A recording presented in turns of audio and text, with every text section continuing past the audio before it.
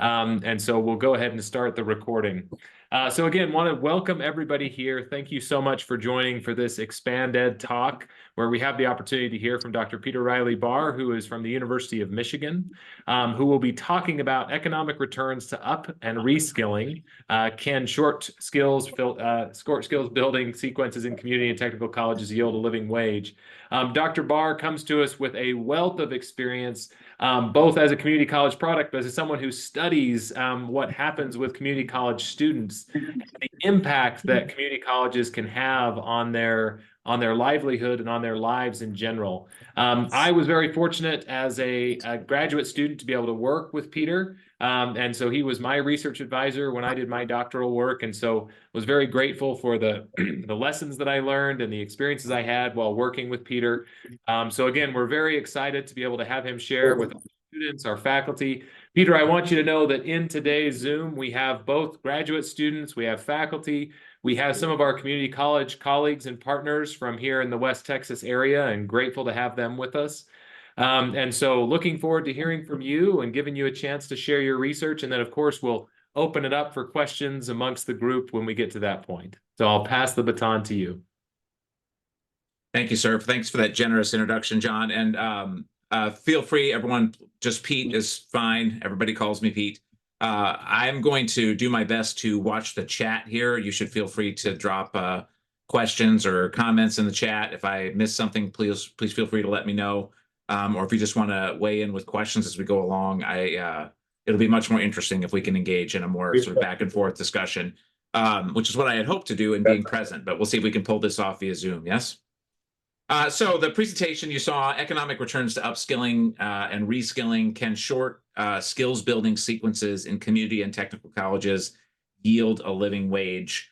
I want to start actually by introducing my team. You'll often hear me refer to we or us, and I have a fairly large research team, all funded by research grants and research contracts. So folks here you see on the screen, this is half of them, and here's the other half. Dr. Jennifer May Truffoletti is the managing researcher on my team. She and I work very closely together, and she kind of keeps track of some of the day-to-day operations. We share a lot of joint decision-making about our projects. Dr. Amanda Holdsworth is our communications lead. Dr. Lori Duraco Fisher is a recently acquired research project lead for our team, really exceptional scholar out of North Carolina State University. Rooney Columbus and Iran Chen are two senior doctoral students on my team. Rooney also is part of my project leadership, along with Amanda and Jennifer. Ing Sun is a relatively recent addition to our team. She does data science and has been a huge addition for us. Shenjan Yu is a newer doctoral student, second-year doctoral student in our program. Cody Christensen is a doctoral student in Vanderbilt who is on our team, which has been great. One of the beauties of a virtual team is that you can get folks from all over the country to come work with you. Inning Lee is a senior master's student in our institutional research concentration. She's graduating shortly. Will be joining Wayne State University, where I used to be a faculty member, as one of their institutional researchers. And Elior Waskow is a relatively new addition as well, an undergrad at University of Michigan who's working with us. So a little bit about my background as it bears on my research. Some folks heard this earlier. I have kind of an unconventional history or unconventional background as university faculty go. I largely put myself through school, working at night shifts at a wastewater treatment plant for most of my undergrad and actually even part of my graduate education. Has anyone ever been, by a show of hands, has anyone ever been to a wastewater treatment plant or a sewage treatment plant? Anyone familiar? A couple people, John. Usually you end up with a school field trip at some point. Okay, Jacob, thank you.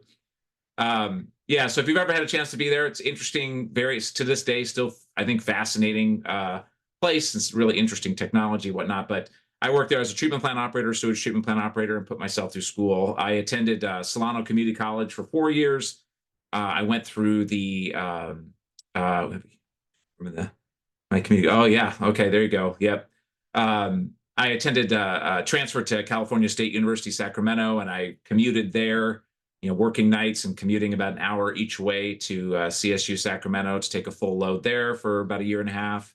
Eventually completed my baccalaureate degree, applied to just one graduate program because I didn't know you were supposed to do anything else. No one had told me like, oh, you should, apply to a number of graduate programs, and one of them might even pay your way through graduate school. This was a completely foreign concept to me. But I applied to just the one, UC Davis, and thankfully I was admitted, or I wouldn't be having a chance to talk with you all today. While I was in graduate school, I taught at a community college at American River College. I also took a 2-year appointment as a full-time researcher for the California Community College's Chancellor's Office. Dr. Payton mentioned earlier that she's worked with them as well. Ultimately earned my MA and PhD in sociology from University of California, Davis. My first faculty appointment was in the sociology department at Wayne State University in Detroit. Great experience, one of our few urban research institutions in the country. And then I accepted a faculty appointment in the higher ed program at the University of Michigan in 2009. And unbelievably, I counted it up. This is my 20th year serving as a professor. I don't know where the time has gone. It's been really quick. But I say all of that just to say that I study community and technical colleges and community and technical college students, and I bring what I think is an insider's view to that work, having been a community college student and a transfer student and an instructor and a researcher and now a scholar of community colleges. And the insights and the motivation, I think, have been really valuable for the work that I do. I imagine many folks have had similar experiences of tying their personal experiences in life to the work that they do. And now my work focuses collectively, the sort of whole body of my current work focuses on trying to ensure that high quality post-secondary education is within everyone's reach and that everyone can secure stable employment and a family sustaining wage. I often mention this as a bit of trivia. I still maintain my license to operate a wastewater treatment plant in California. Here it is. Here's my proof. You can see the little red circle here, the red rectangle. There's my expiration date. I renew it every 2 years. It's my backup career in case the academy doesn't work out. You can always go back to wastewater treatment. So the central question of my work is how can we create, grow, and sustain educational and economic opportunity for those who are facing the greatest obstacles? And I mentioned to some of the faculty earlier in the day that I had opportunity to put together like a diagram that knits all of the topics that I work on into a larger whole. And I have to say that was an incredibly like invigorating and interesting experience. You don't necessarily, we're often pursuing lines of work that we know are important and we find interesting, and we don't necessarily have the opportunity to stop and say, how is A related to B is related to C? I know somehow they're tied together, but in the pace of teaching and research and service and so on, it can be difficult to find time to pull all that together. So I'll say that when you look at my work as a whole, you'll find that a good portion of it focuses on adult age students, socioeconomically disadvantaged, low income students, economically displaced students, and other marginalized groups. I've recently expanded out and begun looking at justice impacted individuals. And these are not characteristics that exist in isolation, right? If you're a justice impacted student or an incarcerated student, you often are an adult learner. You often are socioeconomically disadvantaged. If you are part of a marginalized racial or ethnic group, you often are socioeconomically disadvantaged. Many of our adult age students who are coming into college are socioeconomically disadvantaged, right? Or part of other marginalized groups. And the community and technical colleges in our country are truly a remarkable, just an incredibly rich post-secondary environment that serves a disproportionate share of adult age students, these older learners, low income students, economically displaced students, marginalized students, and by and large, all of the vast majority of the education provided to justice impacted individuals. So that makes community and technical colleges really central to my work. And then in that space, I have 2 lines of investigation. One focuses on career and technical education pathways, and you'll see that represented as things like upskilling and reskilling, like I'm going to talk about today, non-credit occupational education, stackable credentials, and so on. And the other part of the work focuses on transfer pathways to baccalaureate degrees in STEM. by and large, across my work, you'll find that much of it focuses on identifying and removing structural friction points and obstacles to student progress, with the goal of increasing academic momentum, improving students' odds of graduating, strengthening their labor market returns to college, and in the end, maximizing individuals' chances of securing stable employment and a family-sustaining income. Questions and thoughts on that? That's a lot of talking. So let me just pause for a second there before I launch into the next line of conversation. Will we be able to get a copy of this after the presentation by chance? Sure, absolutely, yeah. Awesome, thanks. Are you thinking about replicating this for your own work, this diagram? I would love to do a little bit deeper dive into especially like diagrams like this. I think it's absolutely fascinating, and I don't want to interrupt the presentation any more than I already have. But yeah, it's just something I'd like to refer back to. Sure. Yeah, not an interruption at all. Feel free to jump in anytime. I'm happy to field the questions or have conversation about this. I found this to be a really interesting experience, and I would encourage anyone who can peel off a bit of time to do the same. Let me give you a couple of QR codes. I gave you one right at the beginning. I didn't probably give folks enough of a chance to look at that, but if you want to grab these QR codes, the first one here, part of my work with one of our funders, Lumina Foundation, my team's funder, mine and my team's research funding comes from Lumina Foundation. And I've been working with my program officers there to increase the impact of the work that we're doing through our grants. And part of that has been improving our dissemination strategy. And so one of the things that my team and I have done is invest in building a website, which has anyone ever done this? Anyone ever built a website? I felt completely daunted to even start the process. Anyone? Oh, thanks, Jacob. There. Yeah. So this is, I'd be love to see your website, by the way, to compare notes. I've been looking around. It turns out there are a handful of faculty out there who dig in and start building out websites to disseminate their work. And it turns out to be an incredibly effective strategy to put your work in the hands of funders and policymakers and so on. And so if you hop over to this website, you'll see our our website in progress. I'm still filling in tiles and doing whatnot. And I actually just got, as I was sitting down to talk today, I got an email from my communications lead saying that I had broken something on the website. So if you find something broken, you'll know that I did it. Yeah. So anyway, that's what we've got going on there. It'll give you a sense for kind of the larger body of work that we're doing and how we're positioning ourselves in the field. So back to this particular paper, you'll find that one of those links in our research areas on that website focuses on upskilling and reskilling. And you'll see there the very first paper. Don't take that working paper to the bank. It's very much a working paper. I received fresh results yesterday that I'm still kind of working my way through. So we're updating the manuscript as we go. I will say that all of the updated findings have not dispelled the conclusions. The conclusions are the same no matter how many different ways we run the models. The particular members of my team that have worked on this project include Jennifer Maitre-Folletti, Amanda Holdsworth, Iran Chen, Ing Sung, and then a long-standing colleague of mine at WestEd, Kathy Booth. Let's see there.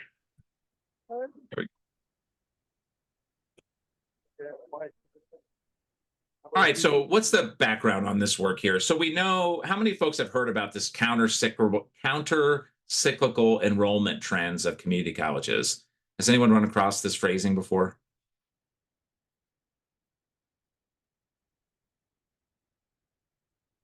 Oh, I teach 3-hour classes. I can wait a long time with silence.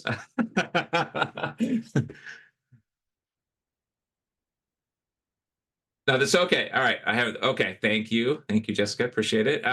So the countercyclical enrollment trend is essentially that during periods of economic downturn, many institutions will have declining enrollments, but community colleges will have surging enrollments in those times, right? And so what you're seeing here in these blue circles are, there's better ways to represent this, but I like this slide because it captured a good long period of time and it's from a reputable source. And you can see these peaks, and they often don't even fully come back down, right? You see these like surges in enrollment in community colleges right during these gray bar periods, which are the economic recession. And here was the 2008-2009 recession.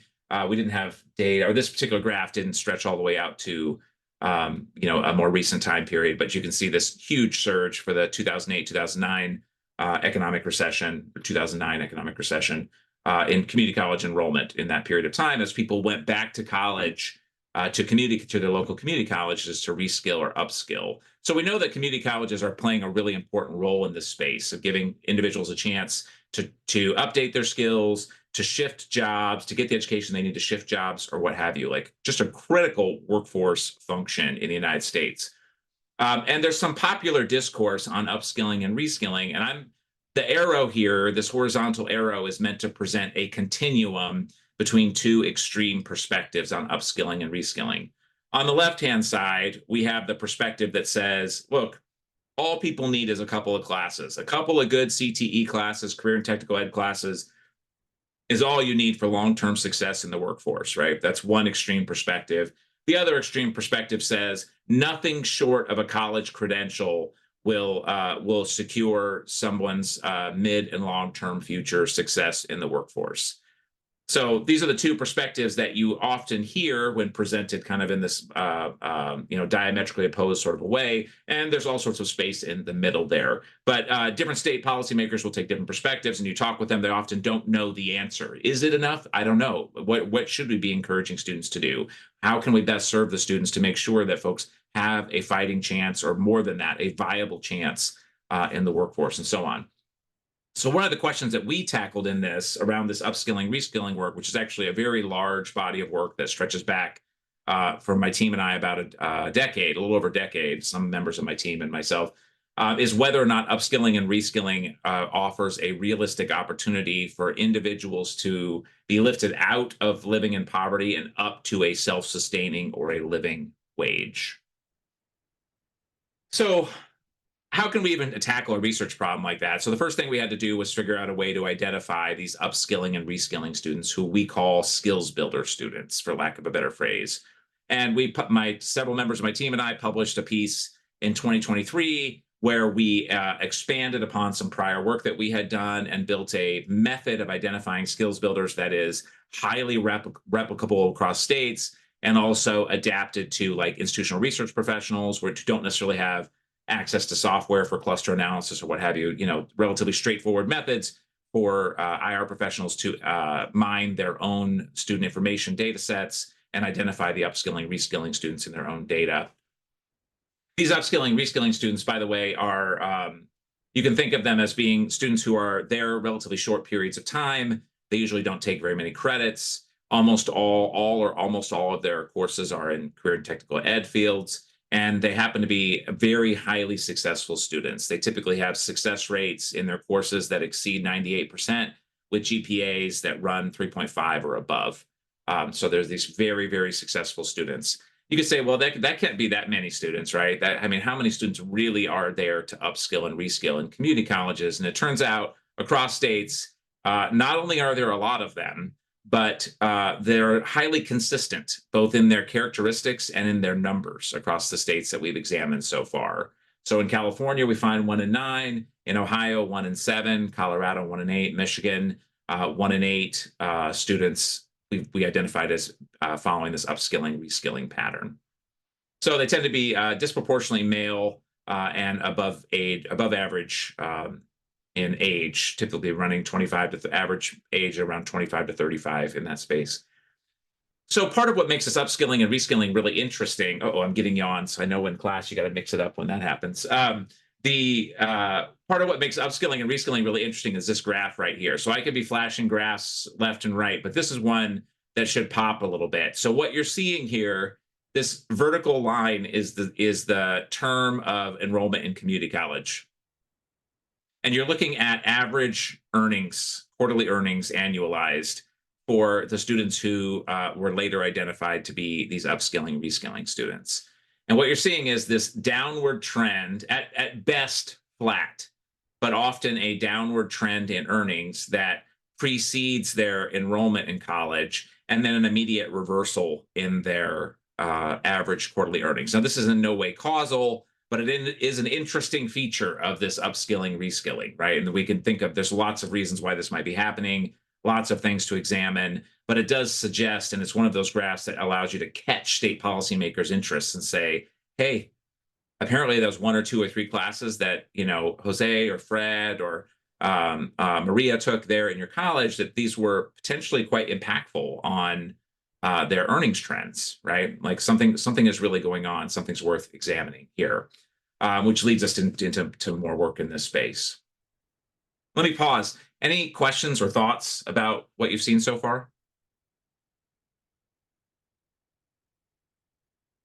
One of the questions I had, Peter, I know you don't have the data for this yet, but I think in some of the work that I've done, it seems like community colleges during COVID are experiencing enrollment problems. Like not, which, again, I think part of it is that the economy didn't tank quite in the way we thought it might.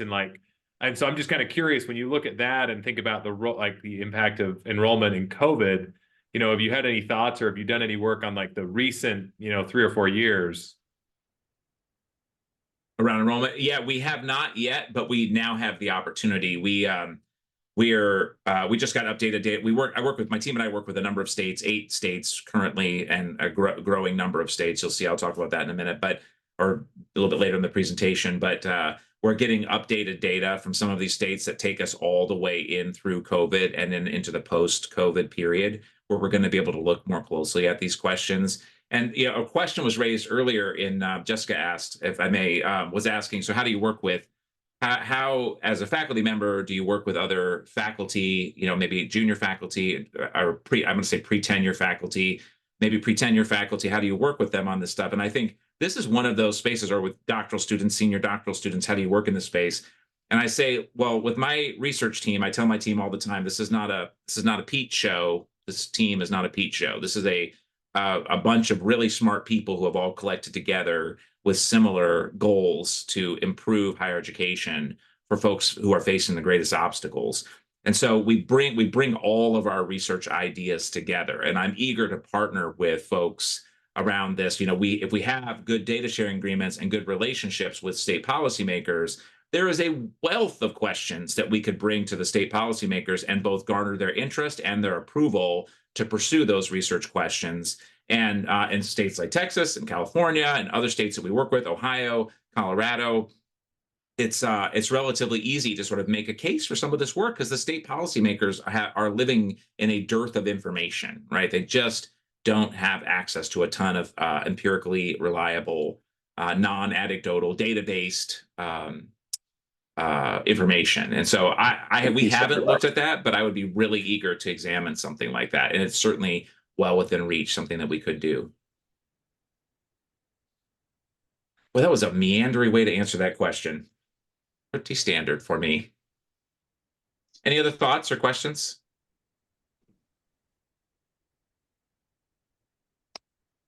So, all right. So we're going to focus in just on the Colorado skills builders for a second, and I'm going to save you lots of tedium around data. I'm happy you can pull the paper off the web there, our working paper. Again, know that it's in evolution, so just know that there's going to be a different version up there soon with substantively the same findings, but a revised sample and so on. But basically, we're looking at Colorado community college students who are of adult age. We've actually recently adjusted the age that we're looking at to 20 to 64 for a variety of reasons. We're looking at a large number of students across the whole system. We're looking specifically at the upskilling and reskilling students, and particularly those for whom we had some amount of earnings data, both pre and post college. And it turns out, even when we alter the numbers around the amount of earnings data we use, like how much we require for a student to be included in our sample, doesn't make that much of a difference in our results, which frankly, I was very surprised about. And then we're looking specifically at the course combinations or the course sequences that these upskilling, reskilling students are taking, right? So you can actually go and look and identify the patterns of courses that these upskilling, reskilling students are take. And it turns out that while many of them do take kind of like a one-off course, right? Many of the skills builders, the upskilling, reskilling students will take one course, and they'll be the only student who did that one course in isolation. Many others take sequences of courses that other upskilling, reskilling students take. And so then you can begin to look at broader patterns like, 100 students took this sequence, or 150 students took this sequence over time. And we can begin to identify the nature of the sequence and what it can tell us about earnings and so on.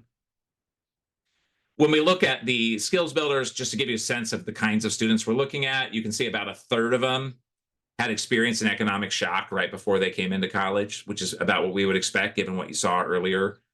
We see that about a third, a little over a third. Let me get my highlighter going here. A little over a third had come in with some kind of prior college education, which is another sort of interesting thing. Much of our early upskilling, reskilling work had focused exclusively on first-time students, first time in college. And later, I said earlier in a faculty meeting, if you don't look back on your work like 5 or 10 years later and think, oh, I would have done it differently, you probably haven't developed much in that amount of time, right? And so that was one of those things I was like, oh, what am I thinking?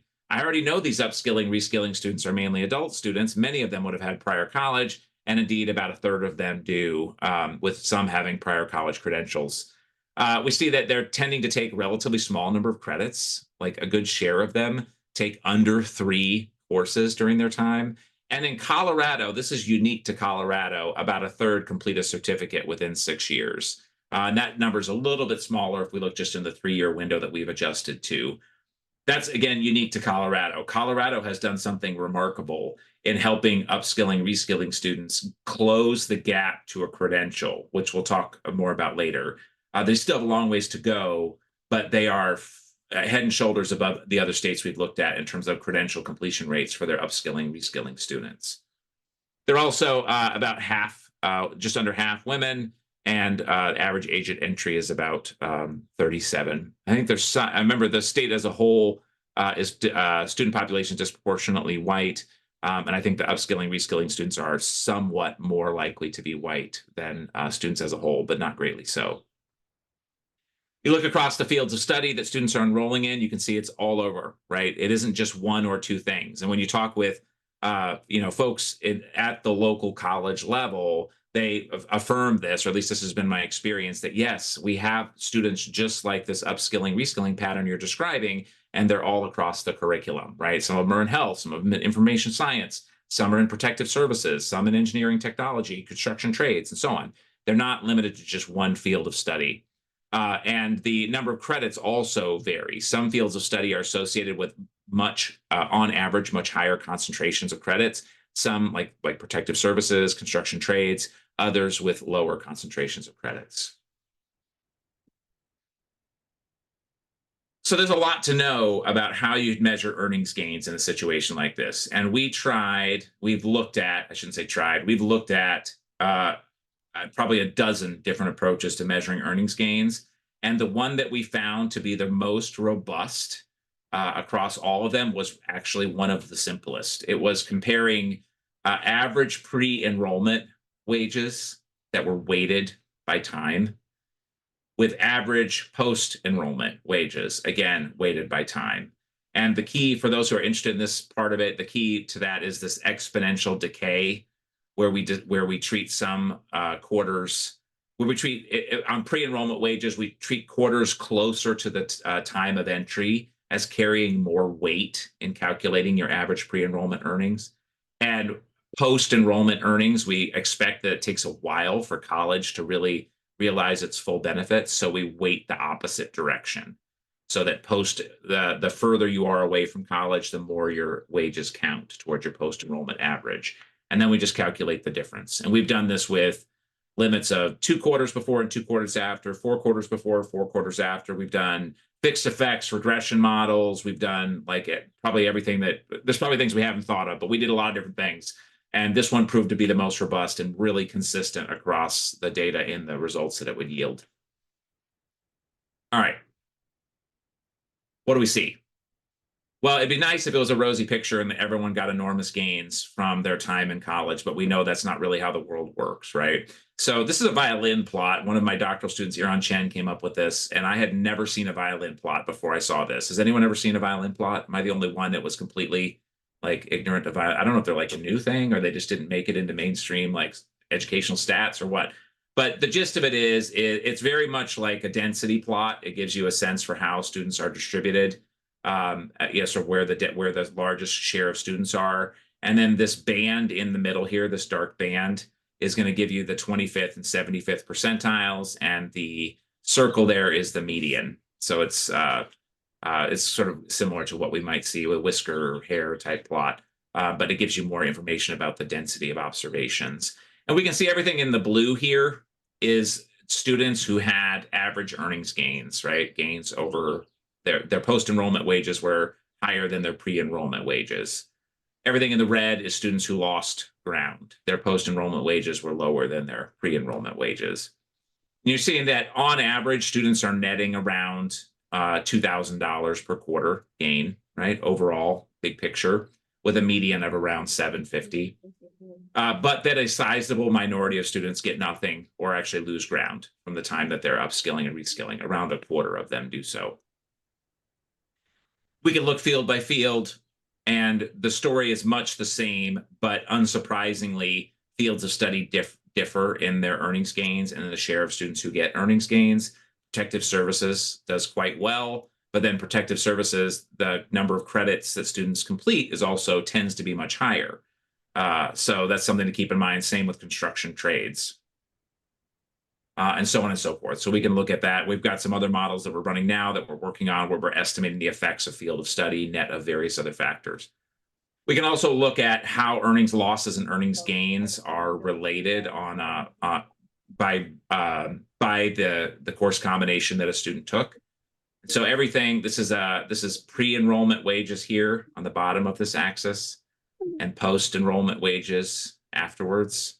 And this line would be a break even, that your post-enrollment wages are the same as your pre-enrollment wages. So everything above the line says you gained a little bit of ground or some ground, and everything below the line says you lost ground.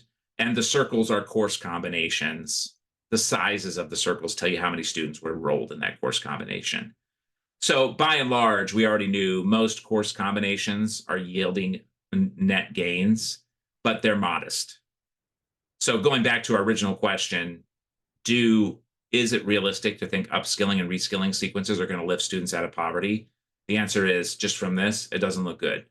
Because by and large, your post-enrollment wages are highly correlated with your pre-enrollment wages. Mostly, students are making gains across all these different course combinations. Mostly the gains are yielding wage increases, but typically not life-changing amounts of wage increases. Post-enrollment wages are reasonably close to what the pre-enrollment wages were. This is unadjusted, by the way. This is just like zero-order type correlations. So we could ask which course combinations yield the largest earnings gains and which students realize the largest earnings gains, which brings us back to this core question of, can upskilling and reskilling lift individuals, the individuals who have the lowest earnings, can it really realistically lift them up to a self-sustaining wage? So we can't get away from doing a regression model, right? You got to have a regression model. So this is one of our many regression models, one that I think is kind of like cuts to the heart of things. And what we're looking at here is net of the effects of the course combinations themselves. So we've got fixed effects in here for course combinations so that we can look just at the change in earnings around characteristics, taking out the effects of the course combinations. We find that students who already have some college tend to get the largest gains here.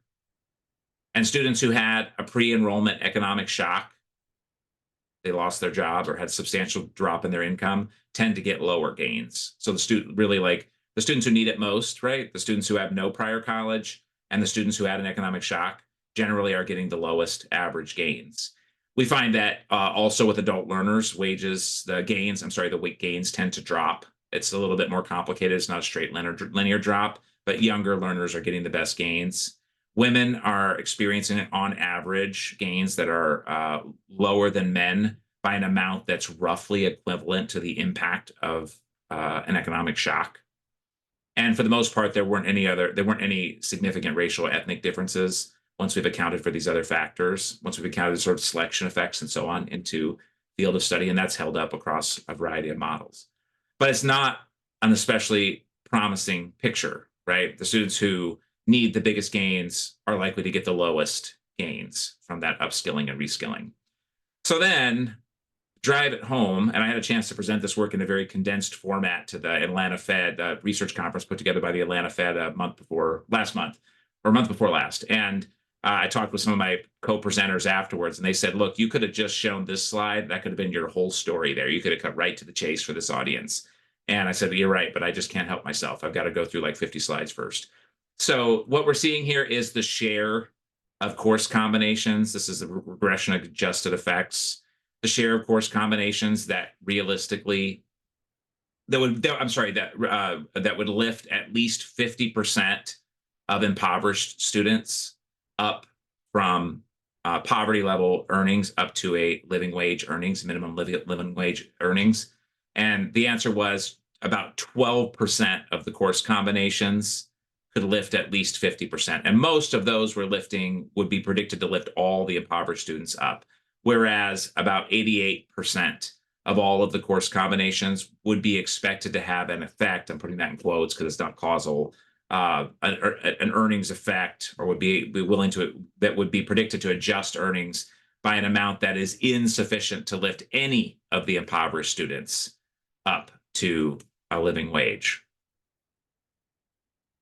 So that sounds like bad news. It's not all bad news, actually. The remarkable thing is really like how much wage gains we're able to see there. It's pretty remarkable that even just a couple of courses can increase wages by an average of a median of $700, an average of $2,000 across course combinations, a median of $750 per student.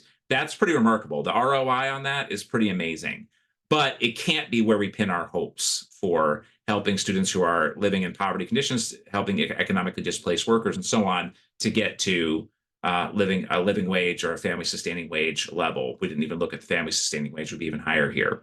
So a majority of upskilling, reskilling course combinations do yield earnings gains, and a majority of skills builders do realize earnings gains. But some of the characteristics that predispose individuals to lower wages coming in are also the characteristics that predispose them to smaller wage gains from upskilling and reskilling.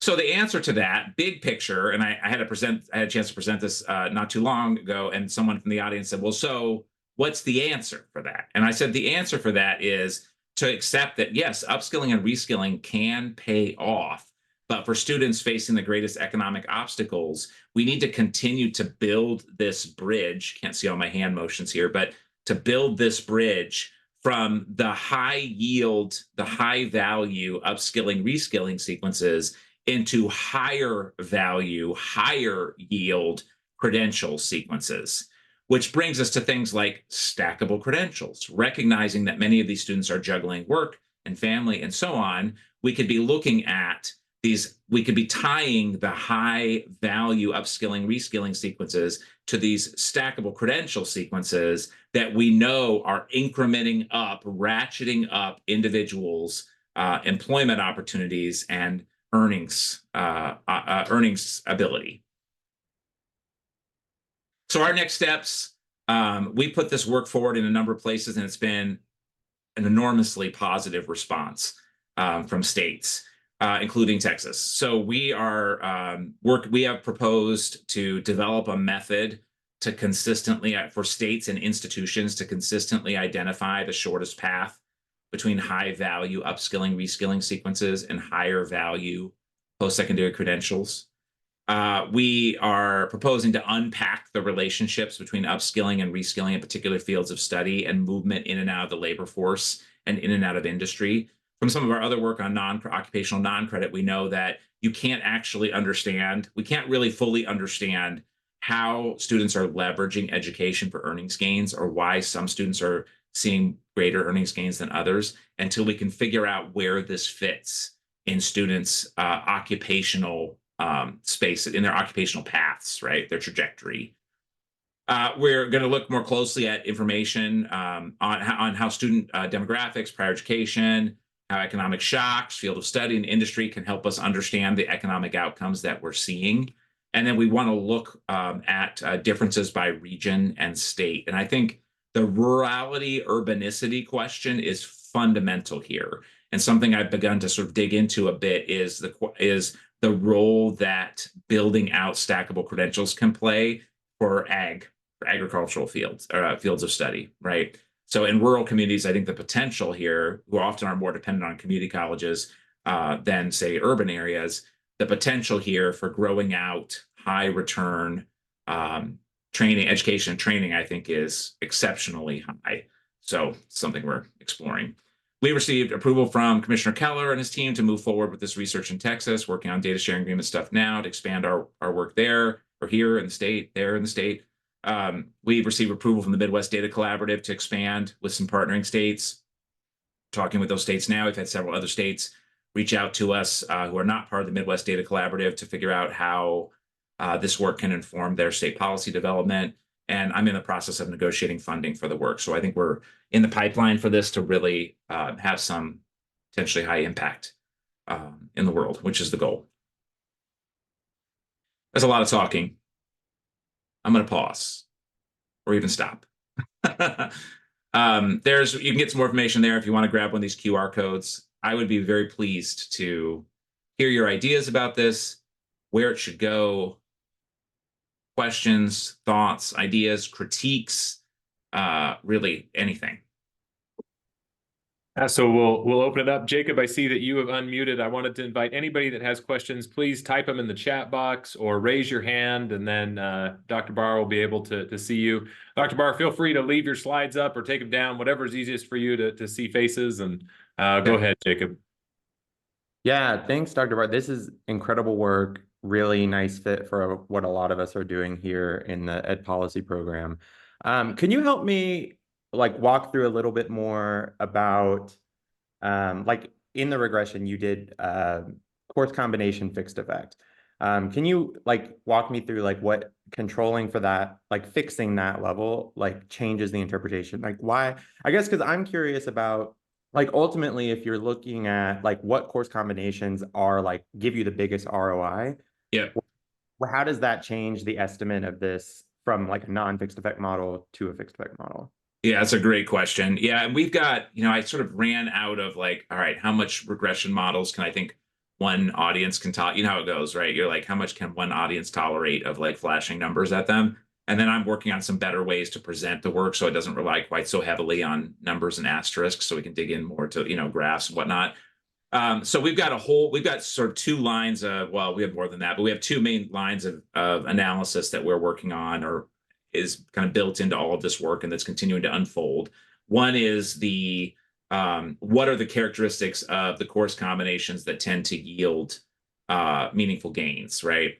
So that's tricky, right? Because you've got all these student characteristics embedded in there, and we know we've got all sorts of selection effects happening where students, construction tends to be disproportionately men, right? By a wide margin. Transportation, heavily male. Health is disproportionately female, right? So you get these sort of divisions between men and women in that way, which, this kind of complicates figuring out what course combinations are paying off and which are not. And so we've got a series of models where we're looking at the characteristics of the course combinations themselves, with students nested in the course combinations in such a way that we're interested mainly in those level 2 effects, right? Looking at that. And then you've got a little bit, even another layer of complexity in that the same course combinations may be offered and may enroll skills builders at 2 different colleges in 2 different parts of the state. And so we're trying to figure out how much of that we actually need to account for, and how that sort of complicates the sustainability of the analysis. Can we actually run these models? Can we get them to converge? What have you? But so we've got that set of work where we're thinking about the characteristics of the upskilling and reskilling sequences. And there's some interesting things coming out of that I'm still trying to make sense of. Some of what we're seeing there suggests that maybe longer, that the length of the sequence, how many credits you're taking, the intensity of it may not be actually very important. It really may be all about field of study. And so we're actually seeing null effects there for the number of credits. And that kind of blew my mind, which makes me question it, makes me want to look more closely. I would think intensity would be really key here, but it could be that intensity is too highly correlated with field of study in such a way that we can't realistically account for those. We can't disaggregate those differences. So we're trying to figure that out. But field of study is the player in this. That really is the player, really the big piece. And so here in this model, we're trying to figure out if we know field of study and if we suspect, but we're not sure yet, that course concentration or course intensity is as a big part of the earnings gains. Let's try to pull those pieces out and think about if we were to compare similar students who enrolled in different similar students who, different students who enrolled in the same course combination, would we find that those students differed in the earnings gains that they achieved from that course combination? So if we looked at all the students who took a particular sequence in IT or information science or information technology, and then we within that controlling for that fixed effect of that sequence at that college, right? And looking only at the students who enrolled in that particular sequence at that particular college, and in fact, in that particular time period, can we, from that, calculate differences in who gets the largest gain? Is everyone the same? Do men and women get the same? Is that what role does economic shock play in this? Do individuals, for example, here we see the net effect of economic shock is negative, and that's averaged across all those comparisons of students who had an economic shock and student who didn't, who shared the same course sequence at the same college in the same time period. So then that actually ends up feeding, I don't know if I did a good job answering that. It's much easier if I could, you know how it goes, you like want to write on the whiteboard and like draw pictures. But maybe if I get a chance to visit, I'm trying to convince Aubrey still like to bring me out at some point to visit, and then I'll bring my markers and we'll go to town on the whiteboard. But we can use that information though to calculate, we can basically plug in information into into that regression model, take all the students who had poverty level wages pre-college, account for all of their characteristics, put them into every course combination as if hypothetically they all had taken the same course combination, and then derive the predicted gain for them to figure out what share of them would have achieved a living wage from that course combination. So that regression model directly feeds these results here and allows us to say, oh, okay, only 35 of the 317 upskilling and reskilling course combinations is predicted to move wages for low-income students so much that at least 50% of them would get up to a living wage. That was a lot of words, but how did I do? No, I think I get it. So am I interpreting this correctly that these are the dummy variables for the course sequences, and then you're essentially looking at those and the positive ones that erase, right, like the poverty. Okay, I think I mean, you can get a prediction, right? So if you have all those fixed effects and you say you've got, say you've got 5,000 low income students, right? And you have all their other characteristics you already know, like you can feed in all the information about all those 5,000 students into this regression model, and then hold constant their field of study, right? And say, okay, we're gonna put everybody through with the characteristics they actually have and the pre-college income that they actually have. We're gonna pretend that everybody took this construction sequence and everybody took this health sequence, and then we're gonna get a prediction from that. What share, every one of those students will have a prediction coming out of taking that particular sequence, what share of them would have been moved out of poverty, and it looks like many of them would not.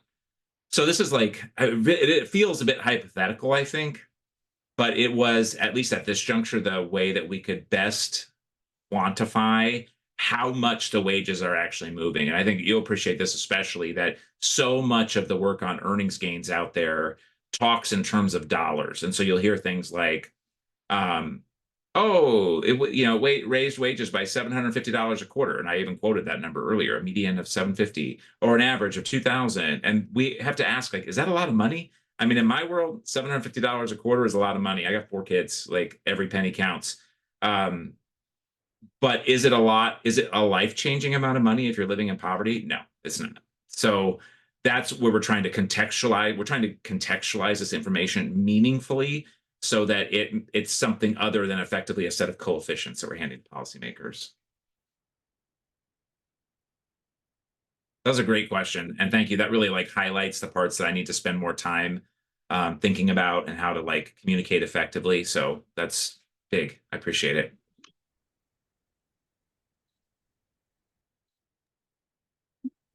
Other questions about the research presentation? Dr. Gottlieb. Fascinating. Thank you for sharing this.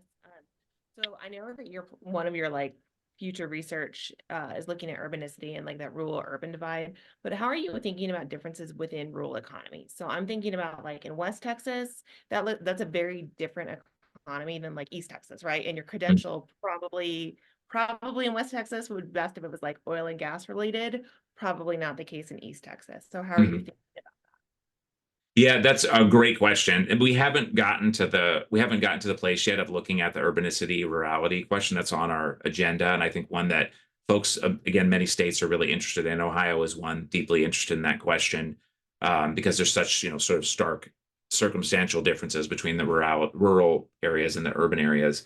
For the record, all of the wage calculations here, what counts as federal poverty line and so on, were all I want to say they were county specific. We may have drilled down lower than the level of the county though, but they were all essentially regionally or local. They were localized wage differences. But beyond, so the wage calculations I think are sound in that regard. But I am not at all confident that if we were to take these same results and apply them like in one part of, especially a large state like Texas with such differences in economic drivers, I'm not confident that we would be able to draw like firm, useful conclusions for the colleges, which is why I want to do this on a region and a regional basis. The other thing we did do, I should say, this is a derivative of an ECMC funded project, and part of that project we generated. We're actually generating state reports, but we already generated college-specific reports on the upskilling and reskilling sequences for every single college in the 2 states we looked at. So we went back to college administrators and CTE deans, presidents, and so on, and said, here are the results for your specific college. These are the sequences that are paying off.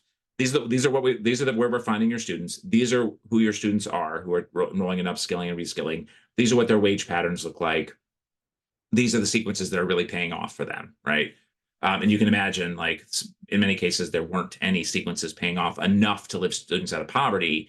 Many of them were were generating earnings gains, however. So it's just about the context of those earnings gains.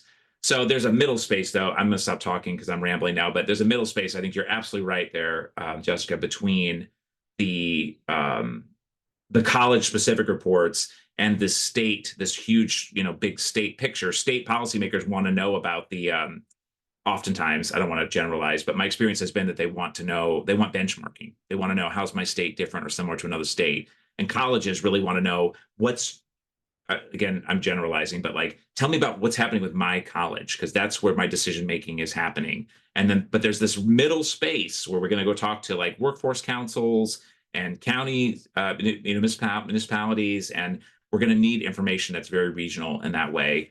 And I'd be eager to like talk with you about that if you're interested in that kind of work, because you'd be bringing a set of expertise that we don't have. Yeah, absolutely. Thank you. Thank you.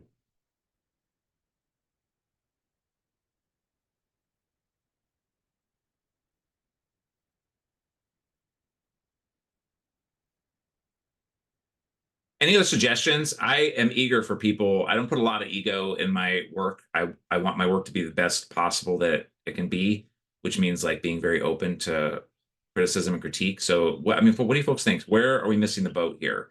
What should we be doing? I was going to say there's a great question from President Satterwhite, who's one of our regional community college presidents, asking about, did you see any other factors like inflation that prevented the 265 course combinations from lifting a student out of poverty? Or did they simply not provide a meaningful increase in earnings? Oh, there we go. I was not getting updates on my notes here. Sorry about that. Let me read this. And it's the one above the longer question from Kyle. Got it. Sorry, I didn't see the click this button to update your meeting chat.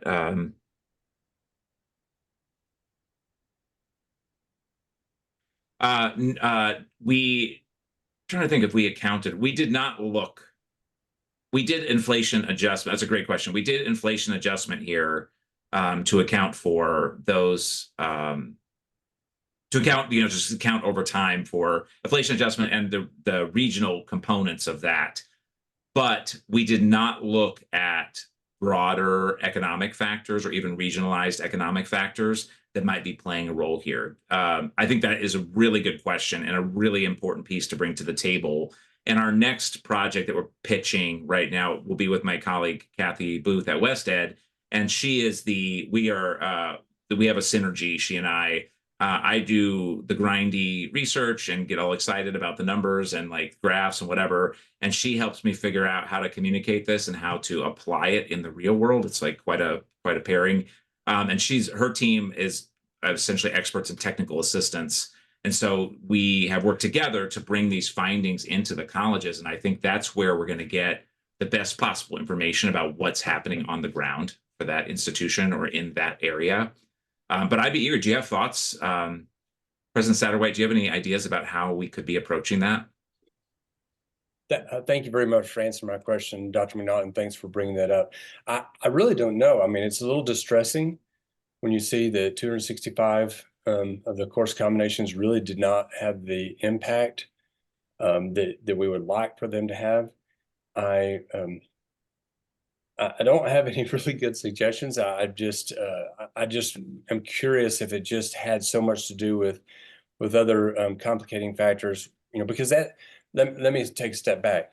Historically, you would have seen an improvement of lifting an individual out of poverty, which is why we saw these historical counter-cyclical enrollment trends. Because people saw a distinct financial benefit to going back and pursuing those credentials. Mm-hmm. So it's difficult for us as colleges to kind of translate this into what can we do that will be more meaningful to students, and are we even pursuing or emphasizing the right credentials for students to have a real meaningful earnings benefit, after post-graduation or post-completion of the credential. So I know I didn't answer your question. I don't know. I really don't know. And it's very interesting. I didn't know if perhaps the inflation was offsetting any real enrollment gains, but you said you did take that into consideration. So I'm not sure. Yes, sir. Yeah, I don't want to lose sight of the fact that, in our initial work in this area, we presented the earnings gains, the patterns of earnings gains a little bit differently. And my colleague Kathy and her expertise about how to communicate it had talked about the more money in your pocket outcome, which I thought was an interesting way of describing it. And I didn't love it at first, but the more we presented it, the more I was endeared to it a little bit. This idea that, yes, upskilling and reskilling is paying off for most students. And so I don't want to lose sight of the fact that, with average earnings gains, in this somewhere in this, whatever, where 750 is the median there, average of $750 gain for what is typically 1 or 2 courses. Students are netting real ROI for their time in college.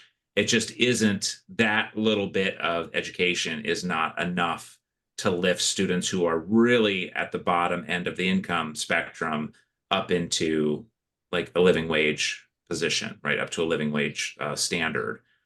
So that's where I do wonder about, like, finding. I don't wonder about that. I think my thoughts are to try to identify college by college the really high value upskilling, reskilling sequences, the ones that clearly are tied to labor market opportunities. And then the experts are going to be in the college, the dean, your CTE dean, the folks who are right there, who are working directly with the students and directly with industry, are going to know, like, oh yeah, that's because this employer, or many of our grads go there, what have you. And then figuring out what's the next step there. Like, what does that employer need? What does the student need?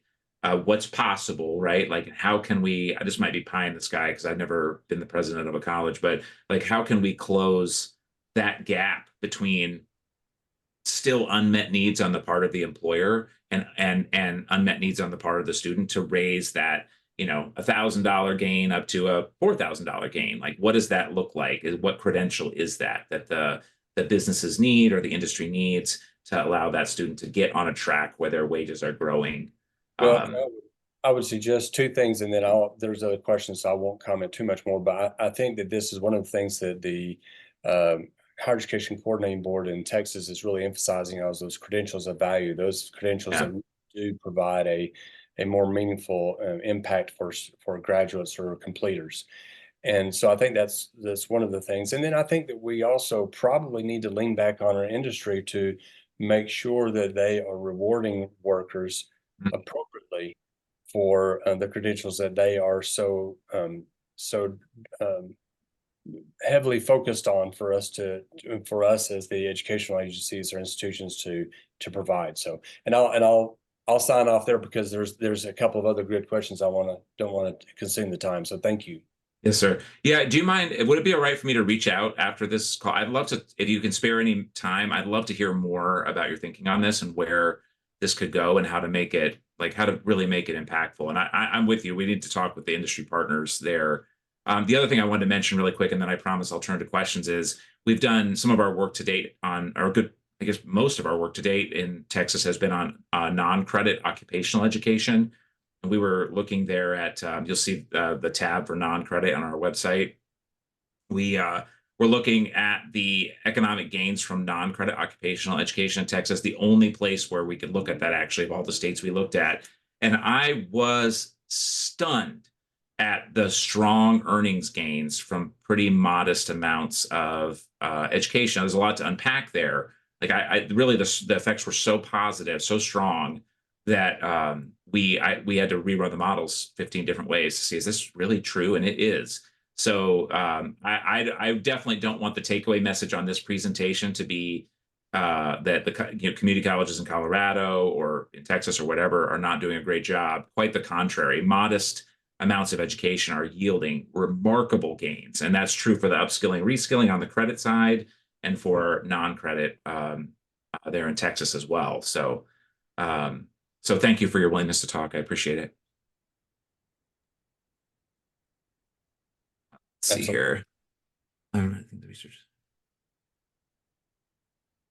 Let's see, it says, I think the research with rural versus urban community evaluations will bring light to the nimble responses of economies post-COVID, rate at which the unemployment rate recovers to pre-pandemic emergency levels that may also include continuing increases in wages to pull employees to high demand, low skill fields. Yeah, I think you're right about that. We're going to learn a lot, I think, from disaggregating at that level. When looking at course combinations, did amount of credential certificates impact earnings to a larger degree in certain course combinations? That is a great question. We don't know the answer to that yet. And part of that is because part of the initial challenge has been that, of course, by and large, a lot of course combinations are either you get a credential or you don't, and there's not much variation. Like the course combination yields a credential for almost everybody, or it yields a credential for almost no one. So one of the things that I'm looking at with my team now is whether we can embed sequences in sequences, right? Because I think that's actually the reality of what's happening. Is a student takes these two courses, 100 students take these two courses, 50 students take those two courses plus another one, and that yields the credential. And that's sort of the idea behind stackable credentials anyway, right? That we begin to close that gap, that additional incremental amounts of education add up to a credential and then to another credential and to another credential, and you're not having to reset or restart at any point. And so we haven't quite solved the analytic problem on embedded sequences. It gets kind of complicated when you have short sequences that could be embedded in any number of other sequences, but we're working on it. And then once we do that, I think we'll be able to measure the effects of certificates within embedded sequences, if that makes sense. Let's see here. I feel like someone other than me should be reading these questions because I'm not sure I'm doing a great job.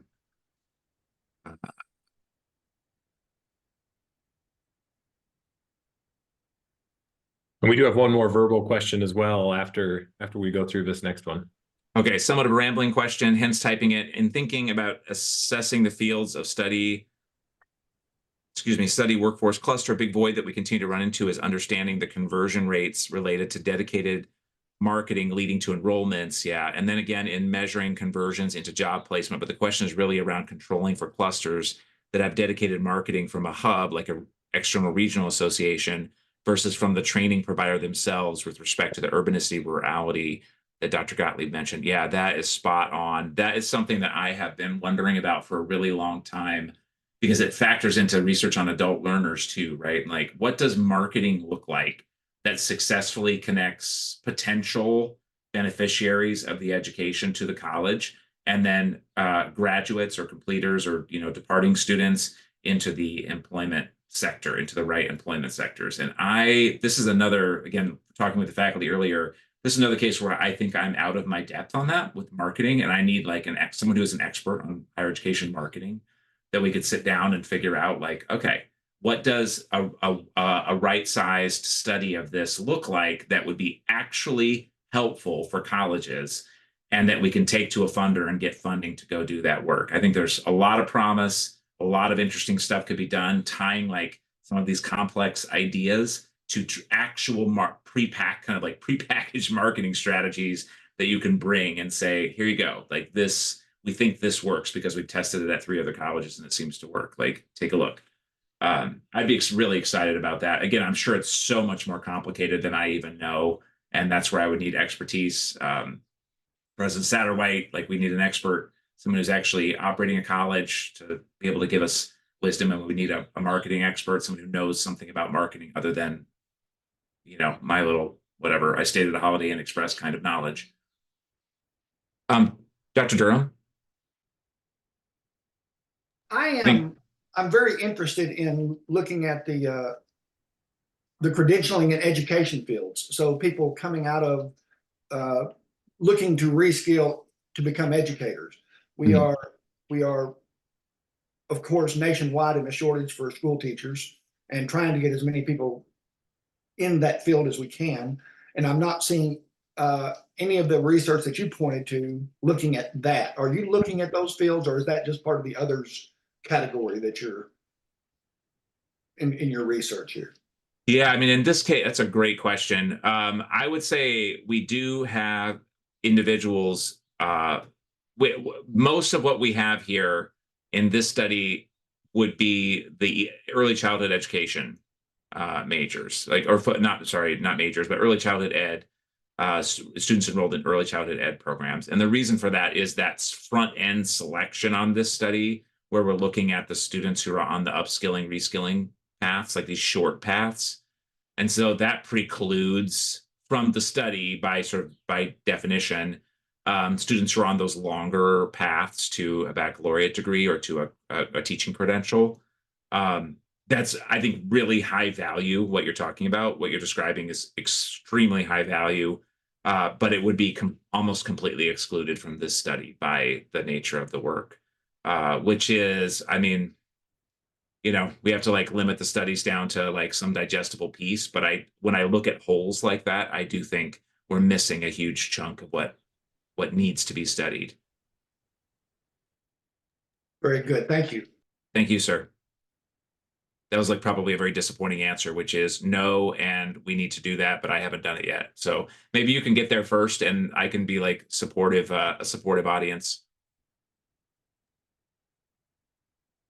Pete, do you have data that you can connect this to like occupations? Because I'm curious, like it sounds like most of like the focus is on the degree or the courses themselves.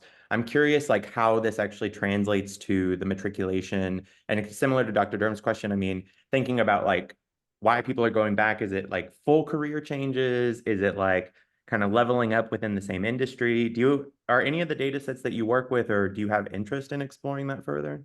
100%. Oh my goodness, yes. Yeah, I think that's what I was getting at here. I think I was like, screaming through my presentation at this point for fear of boring people. But yeah, that is very much what we need to look at next. And I say that because with the non-credit work that we've done in Texas, so interesting. I love Texas. I love it for so many reasons.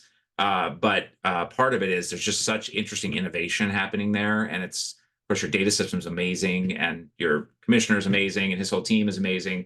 But looking at non-credit occupational education and looking at the net earnings gains, you can actually find that paper up there on our edpolicyresearch.org website. It's the very first one under non-credit.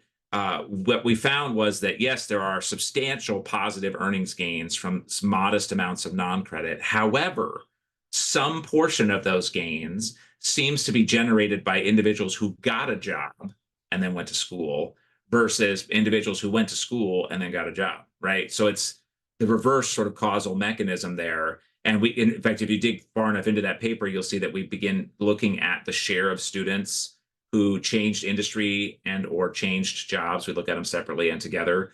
I'm sorry, changed employment status or changed industry right around the time that they were enrolling in non-credit. And there's this huge peak, right? So folks are getting a job and then going to the college to get the education they need. Now I think some folks might look at that and say, well, does that mean it's not real earnings gains? No, it means it's real earnings gains. It's real earnings gains that the college allowed the student to keep, because the student wouldn't have been able to keep those earnings gains from that job had they not had the opportunity to take the coursework they needed at the college. So there's definitely important things happening in that space, like right around that time, that can help us interpret what's happening with changes in earnings and employment, like the actual yield of a course sequence. And that's part of our proposal here, because we think upskilling and reskilling on the for-credit side is just the other side of the coin from non-credit occupational education. We think they're the same thing. They're just different sides of the college, right?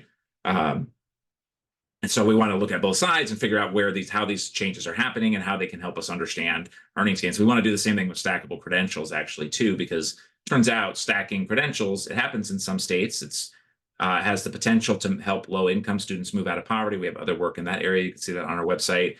But it ends up being like so many things in college or in life, like more complicated than it looks on the surface. You think folks are going to stack the way it was intended, which is get a credential, work, come back, get another credential, work, come back, get another credential.